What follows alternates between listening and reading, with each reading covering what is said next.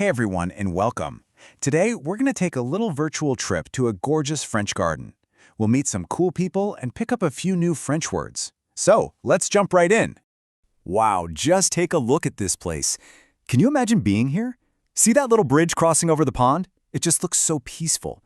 This is the spot we're going to explore together today. So what do you say, are you ready? We're about to find out who's hanging out in the garden, and maybe even listen in on what they're saying. Let's get to it. Okay, first up, let's meet some of the people enjoying this beautiful day. Who do you think we're going to find here? Our very first new word is jardinier. Come on, try saying it. Jardinier. Now, can you guess what that means? A jardinier is a gardener. It kind of makes sense, right? You can hear the word jardin, which means garden, right there in the name. So here's how you could use our new word. In French, you just say, c'est le jardinier. That simply means, this is the gardener. Pretty simple, huh? All right, next up, we've got the word peintre. A peintre is a painter. You know, someone who creates beautiful art. I bet they could make an amazing painting of this garden. And here we go again. See if you spot the pattern. Just like with the gardener, we can say, c'est le peintre. And that means, this is the painter. See, you're already making sentences. And our third person is an architect. Now, this one's a little easier to guess, right? An architect designs buildings. But what's really cool is that in France, they're also famous for designing incredible gardens too. Now, let's try this word out in a question. Someone might walk up and ask, Vous êtes aussi architecte? Which means, are you also an architect? What a great way to ask someone about what they do.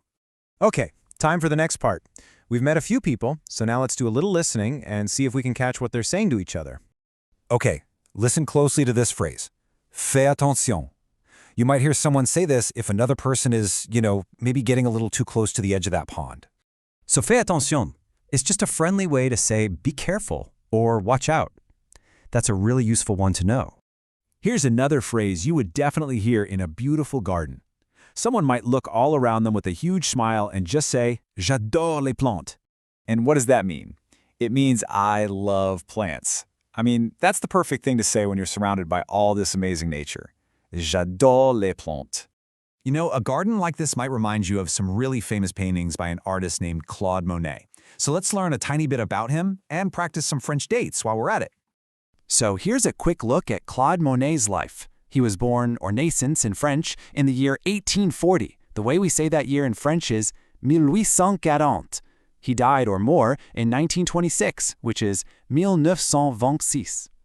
Let's look at that last number one more time. 1926. I know, it sounds like a lot, but it's pretty easy if you just break it into smaller pieces. Listen again. 1000, that's 1000. 900, 900, and 26. You just put all the parts together.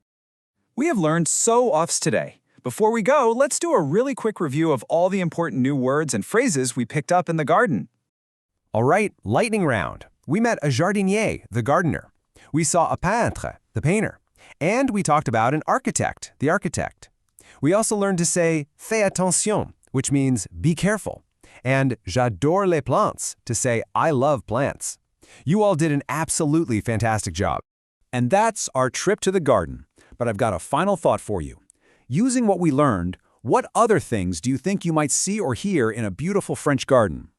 Keep thinking about it, keep being curious, and I'll catch you next time. Au revoir!